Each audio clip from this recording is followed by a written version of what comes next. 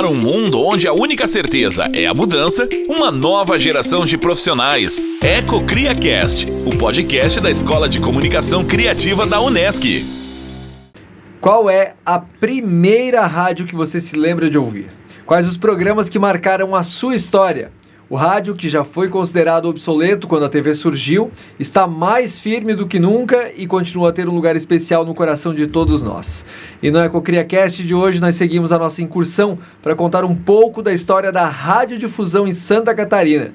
Com os trabalhos do Eduardo de Souza, eu sou o professor Marcos Dalmoro, da EcoCria, e hoje eu recebo o jornalista e comunicador Vanderlei Ricken, da rádio Onda Jovem, daqui da nossa vizinha de Forquilinha.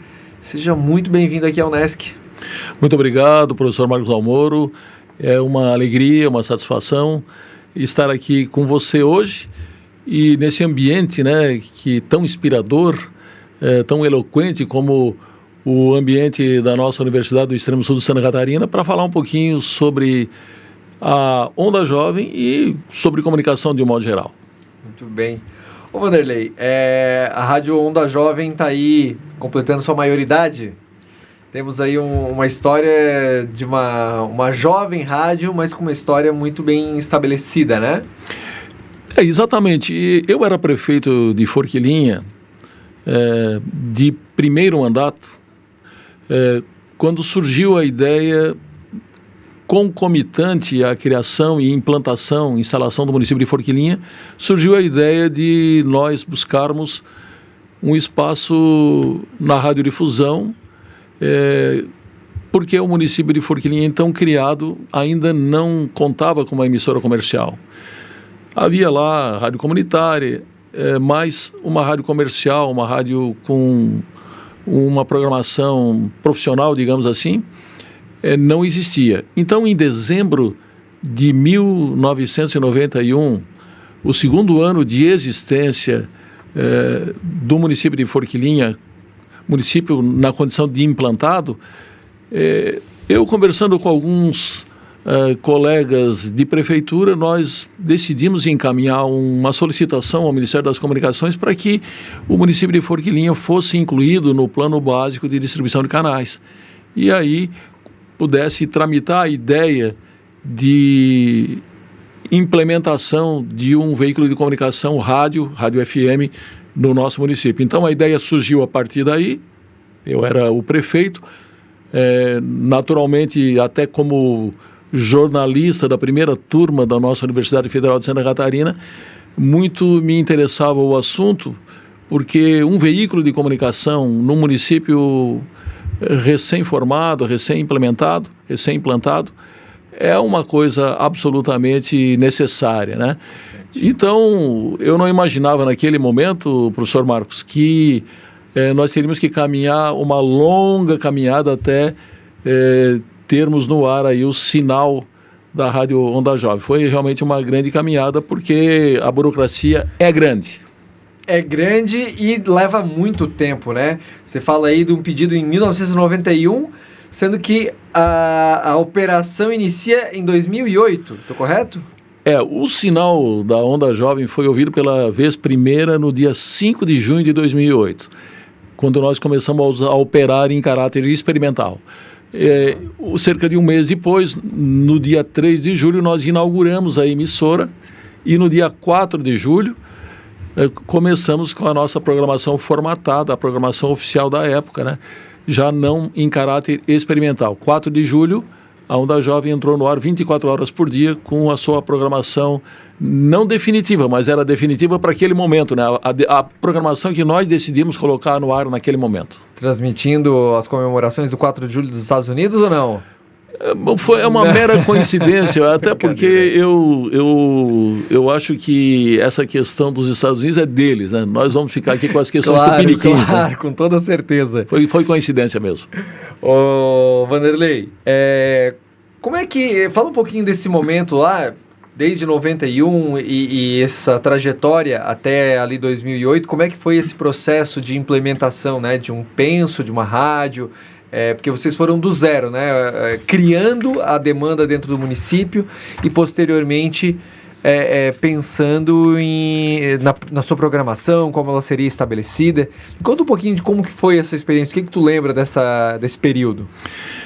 Muito bem, fica até, digamos assim, enfadonho para a gente abordar datas, eventos, ofícios, essas coisas aradas todas, mas o fato é que foi muito penoso, porque na época, inclusive, o presidente da República, quando nós pedimos a inclusão do município no Plano Básico de Distribuição de Canais, era o Collor de Mello, né?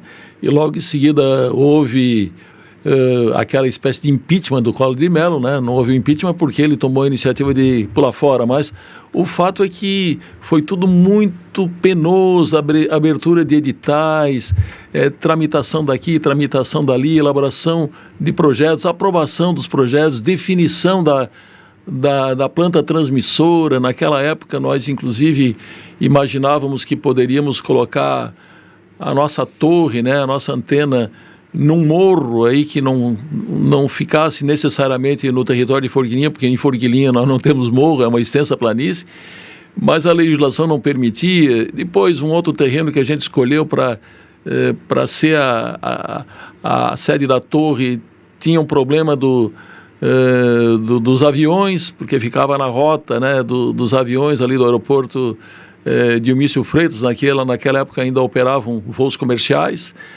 Tivemos que partir para a aquisição de um outro terreno, e tudo isso que envolve o processo de aprovação das várias etapas até a autorização propriamente dita para colocar o sinal no ar, para nós levou na casa de 16 anos e alguns meses. Então, foi-se o tempo, né, em que uma rádio, de repente, era resultado de um processo de compadrismo, né, em que os amigos do rei ganhavam uma concessão sem ter que percorrer toda essa caminhada. Nós somos o exemplo vivo de que realmente a igualdade de oportunidades para se conseguir uma concessão de rádio no Brasil, ela está em vigor e funciona plenamente. Vale frisar aqui que, concorrendo conosco, outras 9 empresas disputaram, né, a licitação com a sua proposta técnica, a sua proposta econômica, e nós tivemos aí realmente que enfrentar isso tudo e acabamos vencendo pela excelência da proposta técnica e também porque nós apresentamos a melhor proposta financeira. Isso, outros 9 concorrentes dentro do município ou eram em outras localidades? Não, na verdade, empresas que apareceram e disputaram a licitação, mas eram oriundas de outras áreas, naturalmente. Mas né? Para operar em Forquilinha? Para operar no município de Forquilinha, exatamente. Perfeito. Eu acho que isso se deu pelo fato de nós estarmos muito próximos de Criciúma. Então, uma emissora situada numa região praticamente limítrofe a Criciúma atraía, né, claro, a atenção de vários interessados e que talvez imaginasse que seria fácil, né, viabilizar comercialmente, né, financeiramente uma emissora dentro do município de Forquilinha. O que eu posso dizer já de antemão que não é uma tarefa tão simples assim, viu? Não é tão simples assim porque nós temos muitas emissoras aqui na região, nem todas concedidas originalmente para Criciúma, mas que operam em Criciúma e que disputam, né, cada centímetro quadrado do mercado comercial. Perfeito, claro. Todo mundo buscando um lugar ao sol. Ô Vanderlei, deixa eu entender uma coisa. Me fala um pouquinho das características da Rádio Onda Jovem, né? Como é que ela foi formatada? Da onde que vocês pensaram o formato de funcionamento, como ela está operando hoje? E se teve alteração de quando vocês pensaram para hoje? Vocês precisaram ajustar alguma coisa no meio do caminho? Bem, na verdade, eu fiz um trabalho acadêmico em cima desse assunto e fui pesquisar a literatura a respeito dessa coisa da formatação ou da multissegmentação e encontrei pouca coisa, porque a rádio, de um lado, era uma rádio de característica segmentada, mais encontrada nos grandes centros do Brasil, né, nas capitais, nas grandes cidades, ou uma rádio de programação generalista, que é o caso da maioria das rádios localizadas em pequenos municípios do Brasil. E, no nosso caso, eu imaginava o seguinte, uma multiplicidade de nichos de potenciais ouvintes, ou seja, tem aquele cara que acorda de manhã cedo, já começa a ouvir música sertaneja raiz, gosta da música sertaneja raiz, depois ele gosta da programação, digamos assim, religiosa, lá o padre falando, abençoando, dando recados. Na sequência, já vem o pessoal que gosta do noticiário, né, a partir das 7 da manhã, em geral, no rádio.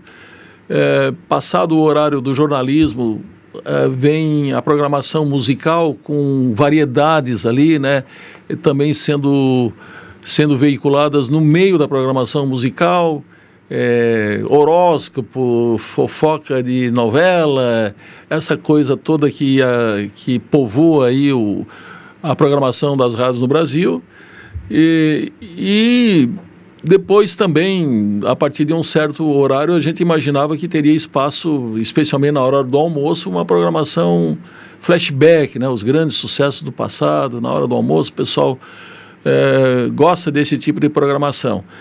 E ao longo do dia, da mesma forma. Então, o que a gente fez? Pesquisa. Então, nós teríamos que saber o número de ouvintes que estariam disponíveis ou potencialmente disponíveis para ouvir determinado tipo de programação numa rádio que pretendia ter uma programação plural. E aí eu me atrevo a dizer que o conceito que eu busquei foi de uma rádio multissegmentada na sua programação. Tem pouca coisa na literatura sobre isso, viu, Marcos? Se você pesquisar, você vai encontrar pouca coisa. E foi com base em pesquisa de cunho quantitativo e qualitativo que nós formatamos a primeira programação da Onda Jovem. E pensando que a Rádio Onda Jovem poderia ser aquela rádio feliz que iria, digamos assim, fazer uma programação alto astral, que poderia repetir um modelo que eu, inclusive, acompanhei na capital, em Florianópolis, a Rádio Alegria, que era uma franquia e que fez um tremendo sucesso, especialmente quando surgiu aquele sertanejo universitário, né, que explodiu em audiência. Eu imaginava que a Rádio Onda Jovem poderia se inserir aqui no contexto do sul de Santa Catarina com uma programação semelhante. E você sabe que nem tudo aquilo que você idealiza, imagina, programa, mesmo baseado em pesquisa, nem tudo se materializa, né? Então, com o tempo, a gente foi percebendo que a coisa da tentativa e erro era uma coisa do cotidiano. Nós não temos e não tínhamos uma receita própria, uma receita de bolo para fazer uma programação que pudesse, digamos assim, cair ao gosto da população, em termos de pluralidade da população aqui do sul de Santa Catarina. E nós fomos descobrindo no dia a dia, na tentativa e no erro, que a gente precisaria ajustar a nossa programação e também, num determinado momento, introduzir o jornalismo na programação e fazer um jornalismo mais voltado para as questões paroquiais, locais e regionais. Claro, pincelados aqui a acolá sobre o que acontece no Brasil e no mundo, mas especialmente um jornalismo de prestação de serviço. Aí nós começamos a ter um pouco mais de sucesso, inclusive no aspecto faturamento, né? Retorno comercial, que também é essencial para a gente poder sobreviver. Ninguém vive de brisa, né? Exatamente.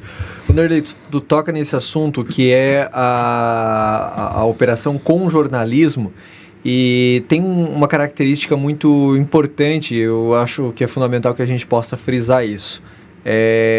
Quando a gente fala de rádios de interior, é muito comum que o cara que tem um vozeirão ou o cara que é um pouco mais despachado assuma o microfone e toque o barco. Porém, lhe falta técnica, né? Lhe falta a prática jornalística, o contexto ético, né, de se fazer jornalismo. E você é um indivíduo que tem a formação acadêmica, que dá esse respaldo, né, para entregar numa emissora a qualidade que o jornalismo requer. Qual a diferença que você enxerga aí nesse processo de se fazer jornalismo com técnica, com a forma que a gente formula dentro da academia e ensina aí os nossos estudantes também sobre como fazer jornalismo? Muito bem, eu na verdade, eu sou daqueles que ainda defende, muito embora a nossa legislação não acompanhe esse raciocínio, mas eu defendo que o profissional de rádio, o profissional de TV, o profissional de comunicação em geral, ele deveria ter como pré-requisito um curso universitário de comunicação. Porque são tantos aspectos aí envolvidos, você falou de ética, você falou de conteúdo, né, de conhecimento. Embasamento cultural até, né? E aí eu me lembro lá dos idos de 1979, quando começou o curso de jornalismo na Universidade Federal de Santa Catarina, a preocupação que havia naquele projeto de curso, que não era um projeto pronto e acabado, porque estava apenas começando, mas um projeto construído em conjunto por professores e pelos alunos. A grande preocupação da formação humanística, que vinha antes, inclusive, da questão mais técnica propriamente dita. Porque quando você tem noções mais avançadas, aprimoradas de filosofia, de antropologia, de sociologia, quando você é levado a ler aqueles livros, né, que são os livros mais importantes para uma boa formação no campo humanístico, os clássicos, digamos assim, quando chega na hora da técnica, você já tem um manancial de conhecimento que vai te dar suporte pelo restante da tua vida profissional. Porque a técnica, ela é mais fácil de ser ensinada. Ela é mais fácil de ser assimilada e ela é muito dinâmica, né? A todo momento ela está mudando e você tem que acompanhar com certo interesse para não ficar para trás. Mas esse repertório, digamos assim, né, de conhecimento humanístico, que eu também não sei te dizer hoje como é que isso está acontecendo nas faculdades de jornalismo pelo Brasil afora, mas naquela época isso era olhado com muita seriedade, com muita aplicação. E eu acho que eu sou um cara feliz nesse aspecto, né? Eu participei de um projeto de curso que foi uma coisa, digamos assim, à beira do revolucionário em matéria de comunicação. Isso que eu digo que nós ainda estávamos vivendo os tempos bicudos da ditadura militar, porque, vamos combinar, né? 79. Começou em 79 e 85 é que encerrou o ciclo, né? Uhum. Então, eu entendo que é necessário o profissional que enverga o microfone, que vai emitir juízo de valor sobre as coisas, sobre os acontecimentos. Ele tem que ter aquele algo mais que você só encontra com muito estudo que normalmente é ministrado no ambiente acadêmico. Claro, claro. A gente vive um momento que também é geracional, né? Em que o estudante, normalmente, ele chega muito ansioso pela técnica e compreende que o contexto da importância da formação humanística, depois do primeiro ano, eu falo isso com base nessa conversa com o estudante, né? Depois do primeiro ano, na metade do curso ali, ele começa a compreender, poxa, mas como é importante eu ler, eu ver, né? Eu falo muito sobre a necessidade de eles consumirem cinema, séries, música, ler além daquilo que está numa rede social, né? Para que eles possam buscar referências e conversar sobre amenidades N, né, com o seu entrevistado, ou para construir uma determinada reportagem ou contexto de reportagem de fato inteligente, bem argumentada, porque sem um embasamento cultural a gente não tem jornalismo de fato, né? E vamos combinar, né, professor Marcos, para perguntar, você tem que estudar o assunto. Como é que você vai entrevistar alguém que está, digamos assim, acima da média em matéria de conhecimento, sem conhecer o assunto, sem conhecer a pessoa que você vai perguntar? Vai ser raso, né? vai ser um pires, ou seja, você vai ficar numa coisa rasa e, no mais das vezes, inclusive, vai passar vergonha. E não é só o passar vergonha, é perder a oportunidade de extrair daquela pessoa, daquele entrevistado, o melhor que ela pode te proporcionar em matéria de informação. Perfeito, perfeito. Ô Vanderlei, deixa eu avançar um pouquinho naquilo que a gente precisa contar para os nossos espectadores, ouvintes, né? A Rádio Onda Jovem, ao se implementar, ela vem com esse contexto de jornalismo hiperlocal, né? Tentando atender a sua comunidade onde ela está inserida. E como é que vocês pensaram a estratégia comercial da rádio? Uma coisa, contexto editorial, e aí o comercial, como é que ele foi pensado? Muito bem, na verdade começamos com muitos sócios, porque a proposta financeira que finalmente é apresentada e que foi a vencedora demandava a participação de mais sócios, tendo em vista que ali todo mundo meio que contava moedas, né? E o investimento era grande e a gente sabia que viria concorrência forte, inclusive aqui de grupos de comunicação de Criciúma. Mas o fato é que com o decorrer do tempo, alguns começaram a desanimar porque pouco. Porque não rendia nada, na verdade, porque era só chamada de capital. Todo mês tinha que puxar do bolso para pagar as contas. Então a rádio foi se enxugando e nós hoje estamos em 3 sócios apenas. E 3 sócios que não dependem necessariamente do resultado financeiro da emissora. Eu acho que isso é o melhor dos mundos. É o melhor dos mundos. Porque quando você abre uma empresa e logo na sequência você tem que começar a ganhar dinheiro, ou tem contas para pagar, você, no caso da comunicação, muito facilmente acaba entrando numa mesmice, digamos assim, na linha do vale tudo, para não falar em prostituição, certo? Então, linha editorial, quando ela é fixada, ela não pode ser prostituída, ela não pode ser avacalhada. E quem nos acompanha sabe perfeitamente que em matéria de análise, de interpretação dos fatos, de juízo de valor sobre o que acontece, não apenas no nosso país, mas no mundo inteiro, se você pegar hoje as guerras que estão sendo travadas, a questão econômica, e tudo isso que permeia a vida das sociedades no nosso planeta, a gente sabe que o bombardeio do noticiário que nós recebemos leva a que a maioria das emissoras, dos comentaristas, das linhas editoriais, fique alinhada com esse pensamento ocidental, capitaneado pelos Estados Unidos.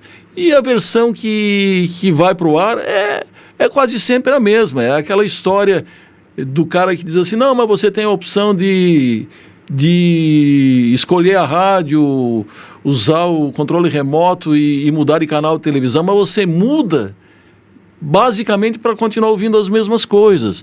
Então, a nossa proposta editorial, e eu acho que nesse sentido eu acabei dando uma contribuição bastante significativa, foi de que nós não ficássemos atrelados a esse modelo, a essa corrente, digamos assim. E isso nos custou, do ponto de vista comercial, alguns dissabores que você pode chamar de contratos, perda de contratos, ou nem sequer a possibilidade de realizar esses contratos.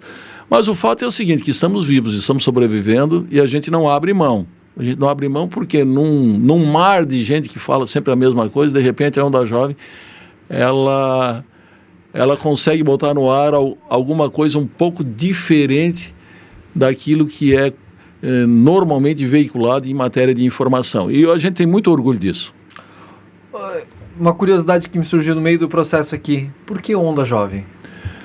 Na época eu acabei nem sendo consultado sobre o nome. Alguns colegas ali que estavam no processo de montagem, digamos assim, da própria empresa, queria disputar a licitação, surgiram com esse nome. Nós tínhamos vários sócios do Grupo Matusa, né, e eu acredito que E a ideia deles é de que fosse uma programação voltada mais para a juventude, alguma coisa nesse sentido, por isso Onda Jovem. Mas eu acho que nesse sentido de juventude, vai muito a questão do espírito, né?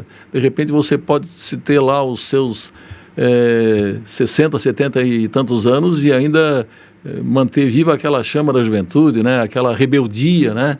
Aquele idealismo. Então, eu acho que continua valendo. Onda Jovem vale para todas as idades e especialmente para aqueles que mantêm as suas mentes aí mais arejadas, mais oxigenadas. Afinal, ser jovem não tem nada a ver com idade, né? Não. Idade cronológica é outro contexto. Exatamente. Ô, Wanderley, e sobre futuro? O que se pensa, o que tu planeja, o que vocês como, aí, não o jornalista, mas o empresário Wanderley, o que vocês projetam aí para a Onda Jovem para os próximos anos? Muito bem, a gente começou no endereço na Avenida 25 de Julho e já conseguimos mudar de endereço. Estamos hoje com uma sede nova, um prédio novo, instalações modernas, equipamentos renovados. Temos uma programação dinâmica, um jornalismo de qualidade e eu me atrevo a dizer que a gente rivaliza com as melhores rádios aqui do sul de Santa Catarina em matéria de programação. É claro que o componente comercial ele tem que estar na mesa o tempo todo, mas faz um bom tempo que a Rádio Onda Jovem não dá mais prejuízo, mas também não estamos aqui tão preocupados em transformar o nosso dia a dia numa máquina de fazer dinheiro. O importante é manter uma rádio nos padrões em que a gente conseguiu fazer, não dever nada para ninguém. Perfeito. E na medida do possível manter a família unida, porque quando está em jogo o processo criativo, muitas vezes o ego fala mais alto e atrapalha. Então, no ambiente da Onda Jovem, eu posso dizer que, muito embora haja conflitos de vez em quando, mas não há confronto. É naquela história do Mário Sérgio Cortella. O conflito, ele constrói. E o confronto é deletério, ele é prejudicial, ele visa a anulação do outro. Então, dentro do conflito, que é inerente ao processo de comunicação e de criação propriamente dito, da administração dos egos, eu acho que nós estamos muito bem e temos lá uma bela de uma família. E daqui para frente tem projeto novo, tem novidade? O que vocês estão planejando para o futuro? Na verdade, a gente já está, inclusive, autorizado a operar na classe A4, né? E para isso a gente precisa, mais adiante, também adquirir um novo transmissor. Nós já produzimos, inclusive, a nossa própria energia com as placas solares que nós instalamos. Isso também foi uma medida arrojada para aquele momento, né? Porque envolveu um investimento inicial com um retorno ali de uns 5 anos, mas produzimos a nossa energia. E assim, para uma emissora de um município pequeno, de 30 e poucos mil habitantes, eu acredito que não dá para fazer assim planos mirabolantes. Claro. Sobreviver num ambiente, digamos assim, de grande concorrência e com algumas hostilidades, já é algo que merece ser comemorado no dia a dia. Então, o nosso principal objetivo é sobreviver nesse ambiente. A tecnologia, você fala aí de um investimento para a produção da própria energia, mas como é que a tecnologia e inclusive a transformação dela, né, passa pela rádio? Eu te questiono isso porque a gente vive um momento em que o rádio foi e vem, né, com muitos anos vem sendo, a cara acaba, agora não, agora vai acabar de vez, e agora muda. Como é que vocês lidam com isso, com o consumo de conteúdo via streaming? Como é que tu lida com toda essa mudança o tempo todo? Não adianta brigar, não adianta querer negar, não adianta querer bater de frente. Isso é dar murro em ponta de faca. Isso veio para ficar e cada vez vai ficar mais sofisticado. Então, já que é assim que funciona, você tem que se adaptar. Então, as possibilidades que a internet proporciona, né? Para você levar o teu conteúdo para frente e abordar os nichos que estão aí cada vez mais exigentes e carentes de, digamos assim, de informação mais dimensionada para aquele perfil, né? Etário, digamos assim. Isso tudo nós estamos fazendo, estamos nos adaptando. Você sabe perfeitamente que hoje um estúdio de rádio pode virar um estúdio de TV.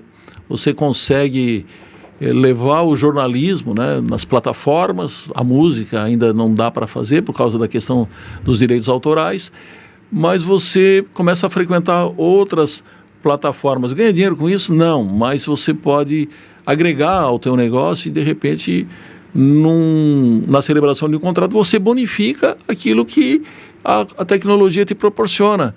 E eu vejo hoje que, naquele momento em que a Rádio Onda Jovem surgiu, lá no ano de 2008, já havia uma tendência das FMs ir se AMizando em matéria de conteúdo. Hoje você não consegue mais sobreviver só tocando música, como as FMs de antigamente. Você precisa produzir conteúdo. Então, uma emissora que consegue enfrentar o desafio da produção de conteúdo, e conteúdo que tem por trás um CNPJ, não é aquilo que é jogado nas redes, assim, no limite da irresponsabilidade, mas um conteúdo confiável, fazer os filtros que precisam ser feitos na hora de botar a informação no microfone, e de preferência dar oportunidade para profissionais do jornalismo e profissionais formados do jornalismo, você garante que essa rádio vai ser ouvida, porque essa rádio não vai enfrentar processo, e nós aí nos quase 17 anos da nossa existência nunca fomos processados por ninguém, e não é porque a gente não aborda assunto polêmico, mas a gente aborda assunto polêmico no limite da responsabilidade. Você não pode atravessar o Rubicão. Se você passar do ponto, alguém vai te processar. E aí, esse é o preço, né? A eterna vigilância. Você tem que construir com os teus profissionais esse consenso, né? De que tudo o que vai para o ar tem que ser pensado várias vezes e com muita responsabilidade para que a rádio não seja penalizada como empresa e os próprios comunicadores como cidadãos, daqui a pouco respondendo a um processo. Então, eu penso que isso você faz com profissionais. Perfeito. Não é para qualquer um. Você abordou no início da nossa conversa que aquela coisa da voz, né? A voz, hoje, ela tem o seu valor, tem a sua importância, mas eu vejo que se você consegue conjugar uma boa voz de um apresentador, alguém com capacidade de análise, fazer análise de conjuntura, aí é o melhor dos mundos, mas nem sempre isso acontece. Então, o preponderante hoje para o comunicador é ter essa capacidade de extrair da realidade um conteúdo que interesse ao público que está ali disponível para te ouvir. Eu acho que esse é o segredo. E cada vez mais eu tenho convicção de que nas universidades, nesses lugares de conhecimento, num ambiente libertário, sem censura de lado algum, que Perfeito. Você consegue o ambiente ideal para formar bons profissionais, os profissionais necessários que vão continuar fazendo rádio, vão continuar fazendo televisão, e não adianta os profetas do Apocalipse dizerem que a rádio vai morrer por isso, por causa daquilo. Não, a rádio não vai morrer. A rádio hoje tem cerca de 80% das pessoas admitem que ainda ouvem rádio, e não é só no Brasil, no mundo inteiro. Vanderlei Ricken, muito obrigado pelo bate-papo. Foi um prazer ouvir um pouquinho da história da nossa comunicação, sempre um prazer conversar contigo, sempre muito elucidativo. Obrigado por estar aqui conosco. Eu que agradeço, uma satisfação, o tempo passou muito rápido, né?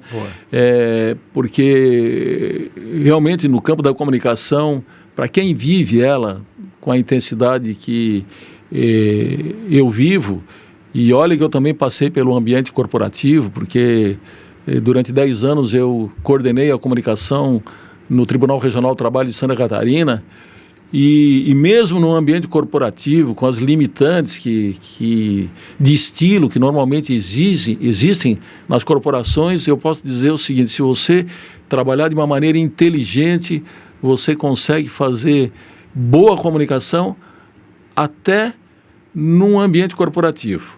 E muitas vezes com mais liberdade de movimento do que na mídia dita comercial, porque aí tem o componente financeiro também envolvido e os limitadores são muitos, né? Quando as pessoas saem dos bancos da universidade e vão para o mercado de trabalho, é que elas vão se defrontar com essas limitações, né? Alguém pode chamar de censura, né? Mas eu vejo que são as limitações que o mercado dita. E a gente tem que ser resiliente e trabalhar de maneira inteligente e escolher o melhor local possível para poder exercer da melhor forma aquilo que a gente aprendeu dentro da universidade. Muito bem. Fica aí a dica para os nossos estudantes que estão nos acompanhando. E quem nos acompanha, eu convido para, depois de consumir esse conteúdo, que fique ligado, porque toda semana tem conteúdo novo e mais uma história vem aí. Tá certo? Vanderlei, brigadão, tá? Maravilha, parabéns pela iniciativa aí de resgatar um pouco da história das rádios do sul de Santa Catarina. E tu parabéns pelos 18 anos aí da Rádio Onda Jovem. Né? Vamos completar 17. 17? Para a maioridade falta mais um pouquinho. Falta mais um pouquinho, tá quase. Isso, quase. Já fica o parabéns adiantado, então. Muito obrigado. Valeu, muito obrigado. Abraço, gente. Até a próxima. Para um mundo onde a única certeza é a mudança, uma nova geração de profissionais. EcoCriaCast, o podcast da Escola de Comunicação Criativa da Unesc.